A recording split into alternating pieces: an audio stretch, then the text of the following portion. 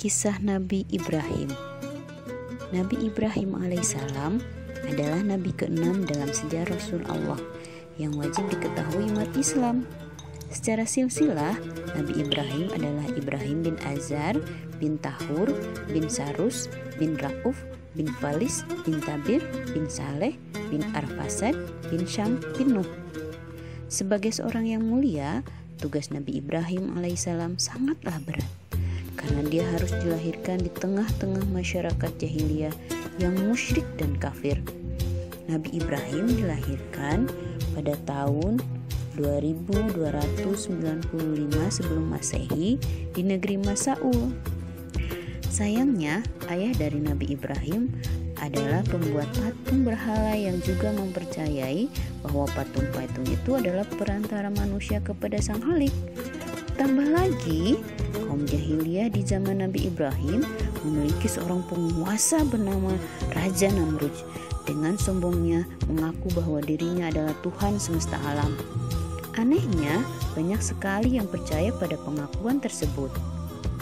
Mengerti dan paham bahwa berhala bukanlah Tuhan, Nabi Ibrahim dengan kecerdikannya langsung merencanakan sesuatu pada Raja Namrud dan pengikutnya. Pada suatu hari, Raja Namrud melakukan perjalanan keluar kota bersama sebagian besar pengikutnya selama beberapa hari. Wilayah kekuasaan Namrud pun nyaris kosong. Kemudian Nabi Ibrahim masuk dan menghancurkan semua berhala yang ada di wilayah Namrud. Semua patung-patung dihancurkan, meski dia tahu itu adalah buatan ayahnya sendiri. Nabi Ibrahim alaihissalam hanya menyisakan satu berhala yang dirusaknya. Itu adalah berhala yang paling besar. Kemudian meletakkan kapak yang dipakai untuk menghancurkan patung-patung lain di pangkuan berhala satu-satunya yang tidak rusak itu. Setelah beberapa hari, Raja Namrud mengetahui semua berhalanya rusak dan dia murka. "Siapa yang melakukan semua ini di belakangku?" teriaknya pada pengikutnya. Salah satu pengikutnya yang kebetulan tidak turut pergi bersama Raja Namrud mengatakan bahwa ada seseorang pemuda bernama Ibrahim yang melakukan semuanya. Dipanggillah Nabi Ibrahim untuk menghadap Raja Namrud. Sang raja berkata dengan geram, "Wahai Ibrahim, bukankah engkau yang telah menghancurkan berhala-berhala ini?" "Bukan," jawab Ibrahim singkat. Dengan jawaban itu, Raja Namrud semakin geram dan marah besar.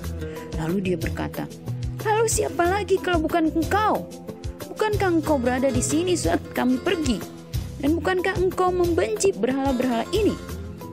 "Ya, tapi bukan aku yang menghancurkan berhala-berhala itu. Aku pikir berhala yang besar itulah yang menghancurkannya. Bukankah kampaknya masih ada di lehernya?" sahut Ibrahim dengan tenang. Raja Namrud membantah semuanya. "Mana mungkin patung berhala dapat berbuat semacam itu?" Mendengar hal itu, dengan tegas Nabi Ibrahim berkata, "Kalau begitu, kenapa engkau menyembah berhala yang tidak dapat berbuat apa-apa?" Mendengar perkataan Ibrahim, para pengikutnya sadar dan terpikir oleh mereka, Tuhan yang selama ini disembah tidak dapat melihat, tidak dapat mendengar, dan tidak bisa bergerak. Namun Raja Namrud tambah murka. Karena geram dan kesalnya Raja Namrud, akhirnya ia memerintahkan para tentaranya untuk menghukum Nabi Ibrahim dengan seberat-beratnya. Nabi Ibrahim dihukum mati dengan jalan dibakar hidup-hidup.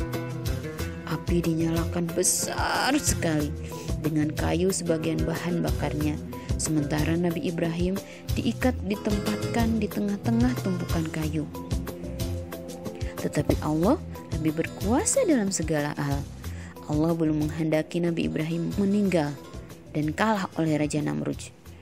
Menyaksikan proses pembakaran itu, Raja Namrud dan para pengikutnya tertawa dengan penuh kepuasan. Mereka mengira Nabi Ibrahim telah hancur menjadi abu bersama api itu. Namun, begitu terkejutnya mereka setelah api yang menyala dahsyat itu padam.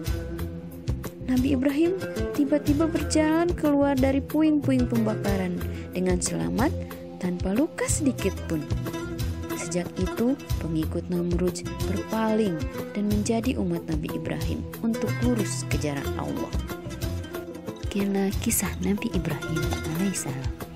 Semoga menambah keimanan dan ketakwaan kita kepada Allah Subhanahu wa Ta'ala. Dan nantikan kisah-kisah Nabi selanjutnya. Assalamualaikum.